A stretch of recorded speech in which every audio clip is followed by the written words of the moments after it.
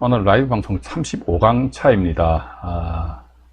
썸네일 상의 제목이 무익녀 경매와 경매 물건 선택 요령. 이게 뭐 제가 그전에도 수차 말씀을 많이 드렸습니다만은 경매 신청 누가 했노? 경매 신청권자 확인하는 겁니다. 경매의 종류 안에 또 뭐 우리 공부 다 했지 않습니까? 그동안 실질적 경매가 임의 경매냐 강제 경매냐. 임의 경매 같은 경우는 선순위가 경매 신청했느냐 후순위가 경매 신청했느냐. 요 정도는 따져 보셔야 된다 이거죠. 아우 머리 아파 복잡해.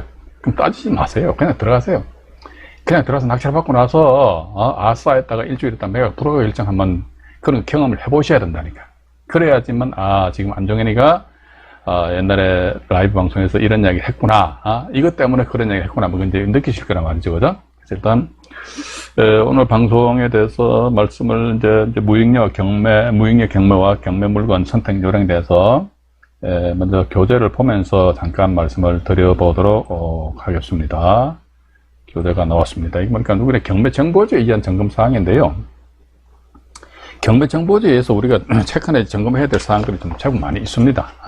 그래서 지금 제가 이거 간단하게 우리가 결국은 그 물건을 경매 물건을 고르는 것도 뭐 어디에서 고릅니까? 경매정보지에 이어가지고 일단 고르잖아요. 그죠? 근데 경매정보지는 100% 우리는 신뢰를 해서는 안 되겠죠. 그죠? 이게 뭐, 틀린 경우도 없지 않아 있을 수 있고, 또 어떤 분들은요, 저는 그런 것을 보면 좀 안타까운 생각이 들더라고요. 뭐냐면요, 경매 정보지상에 보면 예상 배당표 이런 게 나와 있잖아요. 그걸 또 신뢰하시는 분이 계시더라고요. 그거 믿지 말아요. 그거 어떻게 믿습니까? 그거 봐가지고. 공적 장부인 부동산 등기부등본 이것도 못 믿는 마당에, 예상 배당표는 뭡니까? 컴퓨터 프로그램이 작성해 놓은 거 아닙니까? 그죠? 그런데 그게 이런 끝점까지 딱 떨어지게 맞느냐? 안 맞지요. 왜? 조세 채권 있죠? 또 근로자 임금 채권 있잖아요. 그죠? 가압류 같은 경우는 하다못해 부동산 등기부등본상에 가압류 청구액이 나옵니다. 그런데 가압류 청구액이 만약에 1억이란 말이죠. 그러면 가압류권자의 실제 채권액이 1억이냐? 아닐 수도 있어요. 청구액이 1억인데 나중에 정산할 때는 5천만 원 해가지고 금액이 떨어질 수도 있어요. 오히려 또 어떻게 보면은 가압류 청구 금액이 보면은 뭐 예를 들어 1억인데 자기네 채권이 2억이 될 수도 있다는 거예요. 그죠? 또 나아가서 조세 채권 같은 경우는요, 아예 부동산 등기부등본상에 또 임금 채권도 마찬가지입니다. 부동산 등기부등본상에 가압류처럼 말이지 무슨 청구액 이렇게 표시됩니까? 표시 안 되잖아요. 근데 컴퓨터가 프로그램 그거 어떻게 알아봐가지고 표시도 안 되는 그 압류나 조세 채권 압류라든지 근로자 임금 채권 압류 같은 경우는 그 금액이 어떤 경우는 이제 특히 이제 근로자 임금 채권 같은 경우는요, 체납된 임금액이 말이 수억이 되는 경우도 있고요. 조세 채권도 보면 수억짜리가 있어요. 3억, 4억짜리 그런 거 있습니다. 그걸 컴퓨터가 어떻게 합니까? 모르잖아요. 그죠? 그런데 그걸 가지고 무슨 예상 배당표가 어쩌고 제발 여러분들은 만약에 제 말씀 들으시는 분 중에서 경매 정보지에 의한 예상 배당표를 보신다. 그거 보지 마세요. 그거 세상 엉터리. 막 경매 정보지 회사 관계자분들은 제 말씀 들으시면 저놈의 시끼 하면서 저를 욕을 하실 것 같아요. 그죠? 당장 이 영상물에 그냥 싫어요 막 눌러버리신다고.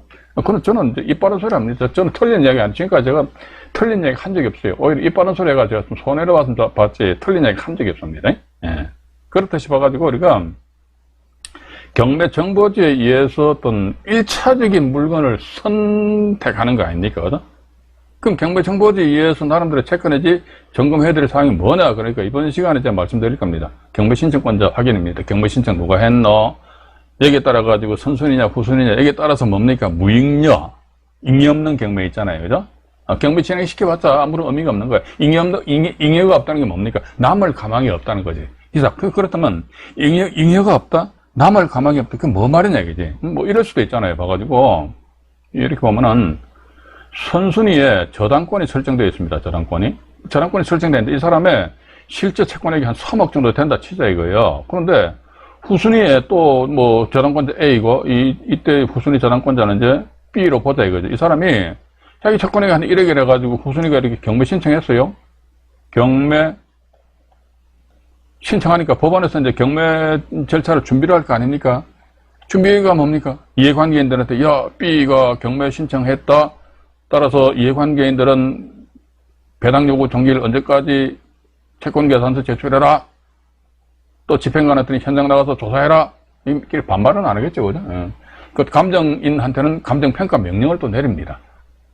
그리고 또 이제 이해관계인들한테 그런 배당 요구를 하게끔 하기 위해 가지고 법원에서 다 송달을 하거든요. 이게 이제 경매 이제 절차 준비를 해가지고, 이제 감정인이 그 경매 물건에 대해 평가를 해보니까, 1차 감정 가격이 말이죠. 한 3억 5천 정도 나왔어요.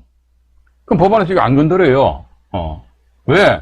만약에 1차 기일날, 요즘 같은 경우는 이제 아파트가 조금 주춤하는 것 같은데, 근데 제가 볼 적에는 이게, 솔직히 여러분들 다 아시잖아요. 5억짜리가 10억이 됐다. 10억에서 10억짜리가, 한 2, 3천만 원, 3, 4천만 원 떨어지니까 매스컴에서 완전히 호들갑 들고 자빠져 앉아 있잖아요. 그죠? 말 그대로, 문재인 정권 들어가지고 5억짜리 10억이 됐는데 10억짜리 다시 5억으로 떨어진다면 진짜 이거 완전히 폭락이지, 폭락. 그거는 이제 말 그대로 매스컴에서 막 떠들어야 되는데 아직은 그건 아니다. 지금 그렇게 보고 있습니다. 또 두 번째 보니까 아파트는 빵이 아니죠. 빵이라면 밤새도록 찍어내게끔만 이런 식으로 또 옛날에 누가 이야기 했잖아요. 그죠? 그렇기 때문에 이게 지금 여의 땅 해가지고 삽질한다 할지라도 최소한 입주한다 뭐 3년, 4년, 5년 후나 입주하기 때문에 이게 쉽사리 그렇게 무너질 물론 그렇습니다. 지방 같은 경우는 제가 잘 모르겠어요. 지방 같은 경우는 잘 모르겠는데 제가 주로 이제 서울에서 활동하니까 서울 및 수도권 중에서도 일단 중소도시 이상 아니십니까? 고양이라든지 일산 또 어딥니까? 성남, 분당 이런 쪽 같은 경우는 또 가격이 이제 쉽사리 빠지지 않지 않겠느냐. 근데 어쨌든 봐가 1차 매각기일 날 3억 5천만 원이에요. 그러니까 경매 물건에 확 인기가 있으니까 법원에서 딱 보니까 1차 감정가 3억 5천이네. 이 사람이 3억이네? 알았어. 1차 기일날 누가 3억 8천만 원 쓸 수도 있는 거 아닙니까? 그죠? 3억 8천만 원 썼다고 3억 8천만 원에서 A 저당권자 얼마 받습니까? 3억 배당 받을 갈 거 아닙니까? 그러면 다 받아갔네. 그죠? 나머지 8천만 원이거든요? 그럼 B, 네가 경매 신청, 너 채권액이 1억인데, 야, 8천만 원이니까 무익냐? 요거 안 따집니다. 경매 신청권자를 따지는 것이 아니고, 경매 신청권자보다 먼저 앞서, 요것도 제가 나중에 자료를 보여드릴게요. 경매 신청권자보다 먼저 앞서, 우선 면제권을 가지는 권리자입니다. 우선 채권자. 우선 채권자들의 채권액을 충족시켜야 된다, 이거죠. 근데 만약에 그걸 충족시키지 못해, 그건 무익녀야. 남을 가망이 없어. 그럼 예를 들자면요, 1차 기일날 3억 5천만 원인데, 이게 이제, 이 날짜 유찰돼 버렸네요. 3억 5천만 원 해가지고, 3억 5천에서 유찰돼가지고, 예를 들어 20% 떨어졌다고 하면, 그 다음 기일에 2차가 이제 2억 8천만 원이 된단 말이죠. 이랬을 때 법원에서, 요거 봐라. 3억 5천일 때 그대로 놔뒀는데, 이거 봐라. 2억 8천이네? 이거 만약에 이 날짜 누가 2억 8천만 원에 써버린다면, 이 사람의 채권액은 고사하고, 이 사람이 누굽니까? 경매 신청권자죠, 그죠? 이 사람의 채권액은 고사하고, 가만히 앉아있는 A여 저당권자의 채권액조차도 만족 못 시킨다. 이게 이제 무익녀라는 것이, 잉여 없는 금액이래, 잉여. 그죠? 그럼 더 이상 경매 절차를 진행시킬 필요가 없다, 이거죠. 따라서 이러한 경우에는 법원에서는요, 첫 번째, 어떻게 한다 하더라. 이 B 저당권자 경매 신청권자란 말이죠. 그렇게 그냥 여러분들 이렇게 들으십시오. 들으시고 나서 이제, 잘 몰라. 그러시면 나중에 패스하시고 또 들으시면 돼요. 그죠? B 저당권자한테, 여봐, 이거 이 날짜 만약에 2억 8천만 원에 낙찰되면 있잖아. 네 채권액 고사하고 니보다 먼저 앞서 있는 우선 변제권을 가지는 A 저당권자, 이 사람 자기 채권액 3억 전액 다 회수 못 하거든. 그럼 이게 무익녀가 되거든. 따라서 너 있잖아. B는 남을 가망이 있는 금액, 즉 잉여 있는 금액으로 매수해라. 매수해라 해가지고 법원에서는요, B한테 매수 통지서를 발송합니다. 매수 통지서를 발송한다, 이거지. 그럼 이 B 입장에서 봐가지고, 그래요? 이 사람 채권액이 얼마? 3억이에요? 3억에다가, 플러스 뭐다? 본인이 경매 신청하다 보면은, 경매 비용이 들어갈 거 아닙니까? 배당할 적에 경매 비용이 제일 먼저 빠져나가거든요. 그렇기 때문에, 경매 비용, 집행 비용입니다. 선순위 우선 변제권을 가지는 권리자의 채권액 플러스 집행 비용 이상으로 이 사람, 그럼요. 집행비용 한 500만 원 정도 잡고요. 제가 3억 500만 원을 해가지고 매수 신청하겠습니다. 그런데 보니까 2차 매각기일 날 이제 매수 신청한다고 그랬어요. 그럼 경매 진행하는 거예요. 경매 진행시킨다고. 그런데 2차 매각기일 날 보니까 누가 3억 3천만 원 써버렸네요. 그럼 당연히 이 사람한테 기회를 주는 것이고, 이제 이 사람 B 입장에서 봐가지고 자기는 우선 매수 무슨 매수가 아니고 매수 통지서, 매수 통보 통지서를 발송을 했는데 이 금액보다 높은 금액으로 낙찰했기 때문에 이런 경우는 큰 문제는 없다는 것이죠. 그런데 중요한 것은요, 이걸 또 지우고 간단히 칠판으로 옮겨서 간단하게 말씀드려볼까요? 잠깐만요. 칠판이 어디 갔느냐, 나왔네요. 근데 중요한 것은 이렇게 보시면 됩니다. 여기 보시니까 여기에 A 저당권이 있는데 이 사람 채권액을 4억으로 보자. 여기 4억. B도 저당권이 있고 이 사람 채권액은 1억 정도 보자. 이거죠. B 저당권자 이렇게 경매 신청을 임의 경매 신청할 수도 있잖아요. 그죠? 아니면 이 자리에 B가 판결문 등 집행권원에서 강제경매 신청할 수도 있습니다. 임의경매든 강제경매든 어쨌든 봐가지고 후순위가 A 저당권에 비해서는 B 저당권자 B 강제경매는 후순위 권리자잖아요. 그죠? 그러면 여기가 소위 민사집행법입니다. 민사집행법 몇 조? 102조. 민사집행법 102조 요 조항을 제가 조금 이따 보여드릴게요. 근데 일단 봐가지고 이 민사집행법 102조 규정은 누구를 위한 규정이냐? 그러니까 경매 신청을 한 채권자보다도 앞서 우선해서 변제받을 권리가 있는 자를 위한 그런 규정입니다. 우선 변제권이 있는 권리자. 그렇다면 앞에 보니까 무슨 A 저당권이니까 뭐 가압류가 드드드득 붙어 있어요. 이 사람들 가압류는 우선 변제권이 없잖아요. 그죠? 가압류는 우선 변제권이 없다고. 우선 변제권이 없으면 당연히 우선 제외시켜버려야죠. 그죠? 따라서 이게 민사집행법 102조 규정에 의한 경우는 모두 선순위 우선 변제권을 가진 권리자들의 채권액을 만족시키기 위한 것이다. 왜 이런 규정을 줬냐니까 A 입장에서는 당장 자기 채권 회수를 원하지 않잖아요. 그죠? 그런데 후순위 B 이 사람이 갑자기 말이지 저당권 설정해가지고 훅 경매 집어넣으니까 지 마음대로 해가지고 말이지 자기 채권액이 4억인데 그 4억 원 이하로 낙찰되더라도 그냥 에이 너는 그냥 감내를 해. 그러면 이게 문제가 있다는 것이죠. 그죠? 그러니까 A 입장에 당장 자기는 채권 회수를 원하지 않는데 다른 제3자가 경매 신청함으로 인해서 왜냐면 또 민사집행법 몇 조입니까? 91조 2항이잖아요. 민사집행법 91조 2항을 보게 되면은 저당권은 경매시 매각으로 죽어버린대요. 소멸한대요. 이 사람 봐가지고 자기 4억인데 민사집행법 102조 규정이 만약에 없다 그러면요. 이걸 누가 임의경매에서 누가 한 3억에 낙찰을 받았다 치자 이거죠. 그럼 이 사람은 3억만 배당받고 민사집행법 91조 제2항 규정 보니까 저당권은 경매시 죽어버린다니까. 말소돼버리니까. 그럼 나머지 1억은 나는 채권액 1억은 어떻게 억울하다는 거죠. 이거를 보존해주기 위해 가지고 민지법 102조 규정을 근데 제 개인적인 생각으로 이제 제가 중간에 보면 민사집행법 102조다, 민사집행법 91조 2항이다, 3항이다, 4항 법 조문 전부 다 저희가 이야기는 안 해요. 근데 그 중에 몇 가지만 이야기를 하거든요. 근데 그런 법 조문은 우리가 어느 정도 좀 이해를 하셔야 됩니다. 그죠? 그거는 그 정도는 이해를 하셔야 돼. 그냥 무조건 들어가서 낙찰 받는 거야? 안 돼요, 봐가지고. 그냥 무대포로 받아가지고, 아이고. 제가 볼 적에는요, 이게, 저는 어떻게 보면 경매 1세대인 것 같습니다. 30년 넘었으니까. 그러니까 30년 전이면은 참 오래전이죠. 제가 30대 때니까. 그때는 아마 그 당시 경매 투자해 보신 분들은 아실 겁니다. 호가제이다 보니까 경매 법정 가다 보면요. 여성분들은 없어. 찾아볼 수 없습니다. 요즘은요. 제가 몇 해 전인가 한번 서울 동부지방법원 문정동 쪽으로 이사 가기 전에 요 동부지방법원 2호선 구의전철역 옆에 있거든요. 그것도 경매법정 가보니까 여자 신임이 오셔가 입찰하시더라고. 머리 깎은 스님 비군인가요? 또 어떤 때 보면 그 젊은 주부가 말이죠. 옆에 뒤에도 애 얻고 막 입찰하시고 그만큼 이 경매가 대중화가 되어버렸거든요. 그죠? 경매가 대중화됐는데 옛날 같은 경우는 이러한 이게 통행이 됐다니까요. 가면 집행관에서 형님 저 왔습니다 이런 식으로 막 서로 막 이야기를 한단 말이죠. 그죠? 그런 당시에는 이런 게 몰라도 돼요. 바로 복잡 돈만 벌면 되지. 그죠? 근데 요즘 어떻습니까? 공개 경쟁이라니까. 경쟁이다 보니까 옛날처럼 제 생각으로는 법원 경매는 단순 무식한 사람들 하는 게 아니다. 저는 그렇게 보고 있습니다. 전문가들이 하는 거다. 나는 내 집 마련해서 한 건만 받고 말 건데, 그런 분들 차라리 컨설팅 하세요.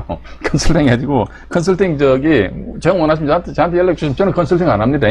저한테 연락 주시면 제가 아주 컨설팅 잘하시는 분 제가 소개를 해드릴게요. 아주 저렴한 금액으로 해가지고. 예. 차라리 한 건하고 내 말 건데 뭐 하려고, 해가지고 유튜브 상에 뭐 이런 재미도 없는 영상을 봅니까? 맞잖아요. 그죠? 그렇지 않는 이상은, 제 개인적인 생각으로는 이게 정년이 없어요. 가지고 내 머릿속에 이런 경매 지식을 집어넣어 버리면요, 강도가 와서 뺏어가려다 못 뺏어가요. 어떻게 뺏어갑니까? 머리 파헤쳐가 할 수 없어. 돈은 빼들어갈지 몰라도 이게 내 머릿속에 들어있는 지식은 절대로 내가 죽을 때까지는, 죽어도 내 지식은 못 빼들어가는 거야 말이죠. 그렇기 때문에 이제 법 좀 몇 개는 어느 정도 여러분들이 연결 지어가지고, 예를 들면 여기서 91조가 나왔으니까, 그러면요, 91조 민사집행법입니다. 사망하고 91조 사항이 있어요. 이것도 알아놔야 됩니다. 이게 이제 우리가 권리 분석하는 데 있어서 말소 기준 권리가 91조 3항과 4항에 나와 있어요. 나와 있고, 이게 여기 보면 임차권 등기된 임차권 이렇게 나와 있는데, 그러면 등기된, 여기도 보니까 등기된 임차권 나오거든요. 등기된 임차권은 임차권 등기입니다. 임차권 등기. 임차권 등기 같은 경우 보면 이게 근거법이 민법 621조가 있고요. 다음에 주임법, 다음에 상임법 이렇게 나눠져요. 이 근거법이 민법에 의한 임차권 등기. 이게 민사집행법 91조 3항 4항에 언급하고 있는 등기된 임차권은 뭐다? 이게 민법에 의한 임차권이냐, 주임법이냐, 상임법이냐. 요 정도는 알아야 되거든요. 만약에 이게 민법이다 그러면 왜 그렇느냐? 여기까지 또 알아야 된다. 그거 알게 되면, 여기에 그래서 이렇게 돌아가는구나. 이게, 그걸 내가 이해를 한단 말이죠. 그죠? 그 제가 항상 말씀드리는 거지. 이게 법원 경매 공부하는데요.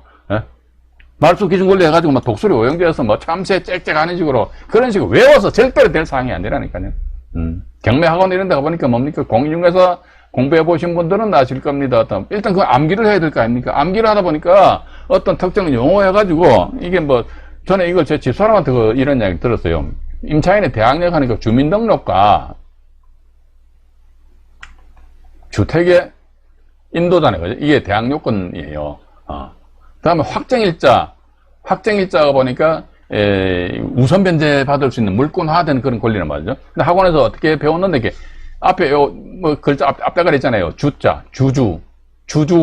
주주확이래. 이게 처음엔, 이거 주주확이 뭐예요? 주민등록과 주택인도. 이런 식으로 학원에서 이렇게 해야 된단 말이에요. 왜냐면 이렇게 외워가지고 시험 문제 나왔을 때 내가 맞춰야 될 거 아닙니까? 그죠? 근데 우리 이게 경매에 뭐 시험 보는 겁니까? 시험 보는 게 아니잖아요. 그거. 시험 보는 게 아니기 때문에 다 보고 이해를 하시면 된다. 여기에 이렇게 지나갔구나. 또 사설이 길었습니다. 이렇게 강의하다 말이에요. 쓸데없는 이야기 자꾸 하니까, 정말로 죄송합니다. 보니까 물 한 잔 마실게요. 좋아요도 좀 많이 눌러주십시오. 많이 눌러주시고. 그 다음에, 참, 여러분들, 이제 뭡니까? 3차, 부스트 샷인가요? 예약들 하시나요? 저는 오늘 예약해놨습니다. 12월 말쯤에서 예약을 해놨는데, 맞아도, 제가 1, 2차는 아스트라제네카 맞고 3차는 보니까, 모더나, 그래서, 왜 아스트라 안 주냐, 그러니까, 아스트라는 나라 정부에서 수입을 하는데요. 그는 화이자 줘라 하니까, 화이자도 나라에서 모더나를 주기 때문에 모더나 맞아야 된대. 시키는데, 그래서 어떤 대학 12월 말쯤 해가지고, 또 남아프리카 공화국에서 아주 독한 놈이 나타났다고 그러잖아요. 그죠? 그래도 일단 백신을 맞아야 된다고 그러니까 또 겁은 나죠, 솔직히. 뉴스에서 말해서 백신 맞고 돌아가신 분들 계시니까. 어쨌든, 참 답답합니다. 일단 채팅창에 보니까요, 강송원아모님 1등 하셨네요. 에리카님 2등, 박황룡님 3등, 보라미님 들으셨네요. 반갑습니다. 나사랑님 들으셨고요. 자연이님 들으셨네요. 주여사님, 유인권님, 최선영님, 류치영님, 백만선님 들으셨네요. 대천인생님도 들으셨고요. 강소나무님 아까 1등이었죠? 맞네. 다음에 떡갈비님, 정차장님 들으셨네요. 반갑습니다. 그 다음에 또 누구 들으셨네요? 인복행 부회장님 들으셨고, 알까기 대왕님 들으셨네요. 홍대희님, 대단히 댓글이 마음에 듭니다. 좋아요 누르시면 행복합니다. 감사합니다. 정말로 감사합니다. 네. 자, 일단 다시 이제 칠판으로 이제 넘어올게요. 칠판으로 넘어가가지고 이런 식으로 해가지고 우리가 이제 꼬리에 꼬리를 무는 식으로 이제 이해를 하시다 보면요, 법은 그냥 아무것도 안 해요. 그냥 아무것도 안 해요. 단지 뭐 이제 이 낙찰을 받아가지고 과연 내가 세금을 얼마를 뭐 더 낼 낀가 덜 낼 낀가 말이지. 이런 쪽으로 이제 또 이제 2차적으로 연구 궁리를 하셔야 될 것 같아요. 참고로 제가 이런 말씀 한 말씀 드리겠습니다. 저는 세무 전문가가 아닙니다. 어떤 분들은요, 이 부동산 하려면 모든 것은 뭐 팔방미인이 된다 그러는데, 저는 그 팔방미인 될 이 능력이 안 됩니다. 그래서 세금 이런 부분에 있어가지고요, 간혹가다 어떤 분들은요, 뭐 양도소득세를 어떻게, 그 양도소득세 깝깝하게 질문해, 뭐 그렇게 막 질문하면 안 돼요, 봐가지고. 내가 가지고 있는 집하고 이게 합산이기 때문에 와이프 명의로 된 집이 있냐, 아니면 또 출가를 안 한 자식이 있는데 그 자식이 말이지, 이 명의로 된 집이 있냐 말이지, 그게 다 틀리거든요. 근데 그가 단순하게 양도세 얼마냐, 이거는 계산, 아마 이런 경우도 아마 세무사분들도 그렇게 쉽게 답은 안 나올 것이다 보고 있습니다. 그래서 저는 세무 전문가가 아니니까 유튜브 상에서 보시게 되면은 세금 파트 관련해가지고 이것도 그냥 일반적인 부동산 또는 경매 채널에서 이야기하는 그런 세금 그런 것보다는 진짜 전문가들한테 강의를 들으십시오. 그 강의도 좀 더 무료잖아요, 무료. 요즘 얼마나 좋습니까? 내가 마음먹게 따라가지고요, 이런 전문적인 지식을 충분히 습득할 수가 있다, 그렇게 보고 있습니다. 그래서 세금은 세금 파트가 가셔가지고, 나름대로 좀, 실력을 좀 쌓으셔가지고, 그 다음에 이제 요이 땅 하시면 이제 돈 버는 일밖에, 또 다른 일이 없잖아요. 그죠? 그럼 뭐 준비도 안 하고 그냥 드립다 들어갔다 하는 이건 죽도밥도 안 된다. 일단 말씀드리면서 다시 이제, 요거 다시 말씀드릴게요. 이렇게 해가지고 1순위 저당권이 있고 2순위 저당권이 있는 상태에서 2순위 저당권자가 이렇듯이 임의 경매 신청했다. 근데 1순위 저당권자 채권액이 4억이다. 이 사람 채권액이 1억이다. 경매 신청한 법원에서는 1차 감정 가격을 5억으로 봤단 말이죠. 5억을 봤어요. 그러니까 아까 말씀드렸잖아요. 5억이면 이 사람 경매 신청권자니까 이 민지법, 민사, 집행법 102조 규정은 누구를 위한 규정이냐? 이 사람 경매 신청권자를 위한 규정이 아닙니다. 이 사람보다 먼저 앞서거든 보다 우선 변제권을 가진 권리자, 그죠? 우선 변제권을 가진 권리자들을 위한 규정이더라. 여기 보시니까 따라서 이게 1차 5억이면 이날짜에 5억에 누가 낙찰 받아가면 이 사람은 자기 채권 전액 다 회수하는데 문제가 있겠네? 남을 가망이 있잖아요. 잉여입니다. 잉여 있는 금액이란 말이죠. 근데 이날짜에 보니까 아무도 응찰 안 했네? 예를 들어가지고 1차 1회 유찰했다는 저감률이 30%라고 그러면요, 다음 기일날 2차 매각기일날 해가지고 최저 매각금이 얼마입니까? 3억 5천만 원 돼버린다는 거죠. 그때 보면서 이거 봐라, 당신보다 먼저 앞서 가진 4억인데 3억 5천만 원이니까 무익녀잖아. 해가지고 이 사람한테 막 매수 통지서를 발송하고 해야 되는데 안 할 수도 있잖아요, 그죠? 왜냐면 이게는 경매 절차는요, 사람이 하지 않습니까? 그러다 보니까 이건 이거 해야 된다 이거지. 매수 통지서를 발송하고 해야 되는데 안 하는 경우도 있거든요. 안 한 상태에서 아이고야 2차 매각기를 3억 5천만 원 딱 나오는데, 야, 되게 싸다 해가지고 말이죠. 내가, 운 좋게 해가지고 3억 9천만 원 딱 썼어요. 낙찰 돼버렸네. 이야, 이거 봐라. 5억짜리를 그냥 3억 9천만 원 받아가지고, 아싸! 그런데 일주일 있다가 매각 불허가 결정 탁 나옵니다. 왜 불허가 결정이냐 하니까, 이거 이 날짜에 만약에, 갑이라는 사람이 3억 9천만 원에 낙찰 받았잖아요. 그럼 법원에서 갑한테, 에이, 여봐, 왜요? 당신이 3억 9천만 원을 받았잖아. 그래. 이 사람 4억이잖아. 그런데 3억 9천만 원 하게 되면 마이너스 1천만 원에서 이 사람 회수 못 하잖아. 따라서 이게 무익력이기 때문에 내가 불허가 이런 식으로 나버립니다. 그래서 우리가 투자자 관점에서 봐가지고 아예 처음부터 법원에서 후순위 이런 저당권자나 아니면 다른 제3자 강제경매 신청을 한 사람이다 했을 적에 얘가 매수 통지서를 민지법 102조에 해가지고요, 매수 통지서를 발송하고 확 하면 괜찮은데 그렇지 않고 안 했다 이거지. 통지서 발송 안 했어요. 이 상태에서 3억 5천만 원 나왔네. 또 하나 여기서 더 말씀드리겠습니다. 우리가요 1회 유찰에 따른 저감률이 30%니까 뭐 3억 5천만 원 됐다 치자 이거죠. 그럼 우리는 입찰가 결정하는 데서 낙찰받을 확률을 높이기 위해서 어떻게 되는지 압니까? 2차 매각일 날 최저 매각금 3억 5천만 원이죠. 요거 딱 째려보면 안 돼요. 봐가지고 3억 5천만 원이 아니고 말 그대로 여기에 요걸 쳐다보면서 나름대로 입찰 가격을 결정을 하셔야 되지 않겠느냐. 어떤 분들은 보니까 3억 5천만 원인데 뭐 3억 5천 111만 7777 이런 식으로 막 쓰는 분들도 계시더라고. 근데 맨날 막았자 이게 안 된다 이게. 그러니까 또 어떤 경우는 또 이런 게 있습니다. 야, 이거 보니까 어떤 경매 물건을 탁 보게 되면은 그 순간에 뭐다 보고, 아, 이거는 1차적인 이 경매 부동산의 취득, 1차적인 취득 원가입니다. 예. 이게 제가 여기 앞에 1차 붙은 게 뭐냐면요. 2차로 또 들어간다, 뭐, 이게 나름 뭐 세금 이런 것도 다 포함되는 거 아닙니까? 근데 1차적으로 내가 이 물건에 대해서 얼마 써야 될 것인가, 그런 1차적인 취득 원가가 딱 나오는데, 예를 들어 1차적인 취득 원가가 10억이야. 근데 여기 날짜 보니까 최저 매각금이 7억이야. 막 8억 8천 800, 8888 이런 식으로 이게 답답하다니까 봐가지고. 이 물건의 1차적인 취득원가 얼마야? 10억이야? 10억이구나. 그럼 좋다 이게 10억으로 치고 요거 해가지고 내가 현장 가서 가격 조사해 보니까 이게 10억 가치가 안 나가. 그러면 경매 투자 대상에서 아웃시켜버려야지, 그죠? 예. 이런 식으로 해서 우리 교통 정리를 해야 되는데 이네 뭐 간만에 똥인지 된장인지 찍어 먹어봐도 모르는 그런 분들도 간혹가다 계시는 것 같더라고요. 이 안정의 경매 TV 채널을 시청하시는 우리 시청자 여러분들은 제외입니다.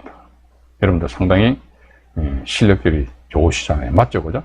저는 틀린 이야기 안 합니다. 예. 또 이제 두 번째 또 이런 사례를 하나 말씀드려볼게요. 이런 게 있습니다. 최선순위에 보니까 A가 이번에는 전입신고했어요. 다음에 B가 저당권 설정했습니다. C가 예를 들어가지고 뭐 강제경매 신청했다 치자 이거예요. 전입신고했는데 A가 B 저당권보다도 나중에 이거 잘 들으세요. 확정일자를 받아버렸어. 이 사람 전세 금액이 한 3억 정도 되고 이 B 저당권자의 채권액이 한 3억 정도 된다 치자 이거죠. 이 상태에서 C가 경매 신청을 하였으니까 1차 감정 가격이 보니까 뭐 1차 감정 가격이 예를 들어 한 5억 정도 나왔다 치자 이거죠. 그럼 강제경매 신청, 경매 신청권자보다 먼저 앞서 우선 변제권을 가진다니까. 확정일자도 우선 변제권을 가지는 거 아닙니까? 저당권도 물건이 우선 변제권이고요. 그럼 이거 두 개 플러스 합치면 6억이니까 법원에서는 1차 기일 전에 말이지 C한테 막 우선 매수 통지서를 발송, 그거 안 합니다. 왜냐면요, 이게 왜 그러냐니까, 저당권 같은 경우는 민지법 몇 조예요? 아까 말씀드렸잖아요. 91조 제2항 규정에 의해서 저당권이 경매 시 매각으로 매각입니다. 매각이 뭡니까? 낙찰자 대금 납부하는 때잖아요. 매각으로 이 저당권은 경매 시 꼴까닥 해서 말소돼 버립니다. 없어져 버려. 효력 자체가 없어져. 근데 임차인은 어떻습니까? 매각으로 말소됩니까? 말소 안 되잖아요. 대항력이 있는데 뭐. 대항력이 있다 이게. 따라서 보니까 5억이다 그러면요. 이러한 경우는 봐가지고 요 B 저당권 있잖아요. 요 3억 요것만 이 사람이 채권액을 충족하면 된다 이거죠. 왜? 예를 들어가 이 물건이 돼가지고요. 뭐 3억 한 2천만 원에 낙찰됐다 치자 이거죠. 그러면 이제 배당 순위에 의하면 B 저당권이 이게 B가 B 저당권 1등이거든요. 그럼 A가 확정일자가 B 저당권보다 나중이니까 A가 확정일자에 의한 2등이 돼버려. 3억이니까 최우선 변제 대상도 아니잖아요, 그죠? 그러다 보니까 이제 B가 3억 받고 나머지 뭐 경매비용은 신경 안 쓴다 할지라도 A는 2천만 원 받잖아요, 그죠? 그럼 A는 2천만 원 받으니까 자기 전세금 3억이니까 얼마입니까? 2억 8천만 원? 2억 8천만 원 이것이 말이지 그렇게 해서 사라집니까? 안 사라지잖아요. 이거 낙찰자 인수거든요. 인수이기 때문에 이게 신경 안 쓴다 이거지. 예. 왜냐면 A 입장에서 이래나 저래나 자기 보증금 다 받아가는데 이것까지 법원에서 태클 안 건다고. 그럼 뭐다 이게? 경매 시 매각으로 소멸되는 권리를 가진 우선 변제권. 그죠? 우선 변제권이다 말이죠. 이런 경우는 뭐다? 이 사람들의 채권액은 만족 내지 충족을 시켜 주어야 된다는 것이죠. 만약에 그렇지 않다면은 법원에서는 이제 더 이상 이것은 경매 진행에 실익이 없다 이겁니다. 그죠? 경매 진행에 실익이 없기 때문에 매각 불가 결정을 내리고 땡땡땡 끝나버린다는 거. 일단 그 정도 여러분들 좀 이해를 하시면서 일단 여기서 제가 이제 여기 일단 일부 방송은 여기서 마치도록 할게요. 마치도록 하고 이게 다시 제가 화면을 좀 잠깐만요. 화면을 조금 정리를 하고 다음에 2부 방송에서 여러분들 만나 뵙도록 하겠습니다. 1부 방송 마칩니다.